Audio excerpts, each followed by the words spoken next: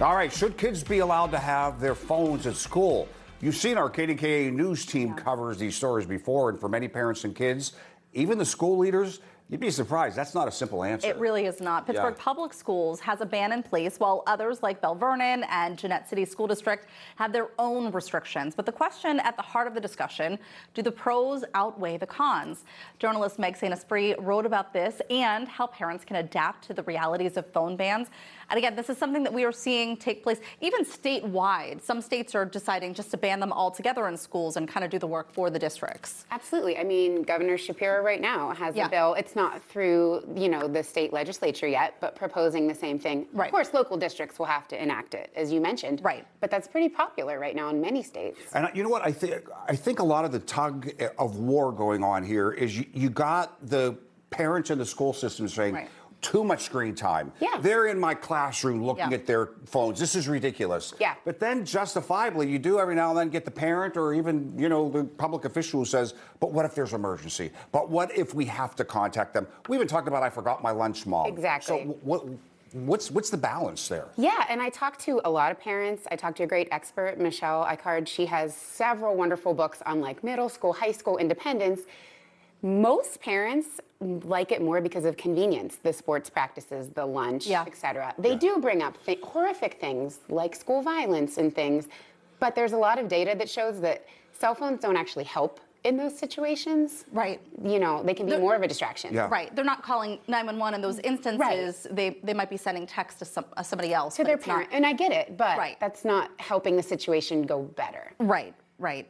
So I guess a lot of this comes down to comfort. And you spoke with one of the experts. I'm going to quote from one of your articles here. Separation feels uncomfortable, but being uncomfortable is not the same thing as being unsafe. Constant connection creates the illusion of safety, but ultimately kids are safest when they practice how to move past their comfort zone in order to grow. Right. That's from Michelle. I'll link her book on my Instagram. Okay. But that's the thing I've had to talk to my own kids about. Not being able to get in touch with me doesn't mean you're unsafe. It doesn't mean you're in danger.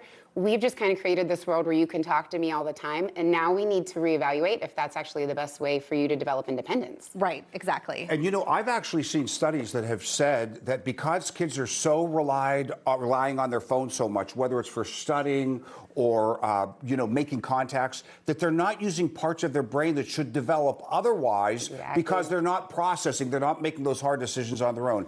Have you found that as well? Yeah, I mean, I have 3 kids that are old enough to have phones. One that thinks she is, but she's turning 8 next week, and so she's definitely not.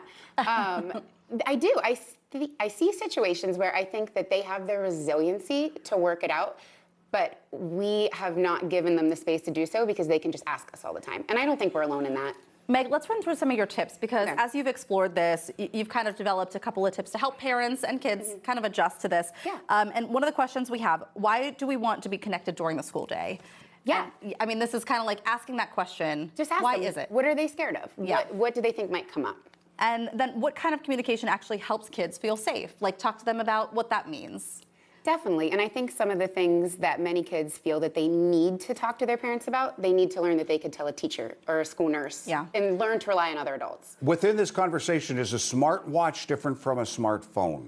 Not in most school policies. Okay. Yes, they're really one and the same for the most part. I was curious about this because we just got our oldest a cell phone. Before that, she's had an Apple Watch for quite some time, and she can still send the text, she can still communicate, and it's like, to your point, still a distraction. Yeah, our school treats them the same, unless there's a medical or educational need. And then, of course, balancing safety with the school rules, too. Exactly. Yeah. Yeah, you don't want to have your kids sneaking a phone, even if it makes your kid feel better. You need to teach them to respect the authority of the school you're sending them to. Right. Let's do this for the last question. I understand as journalists, our job is to be impartial, but from all your research, at the end of the day, what do you think?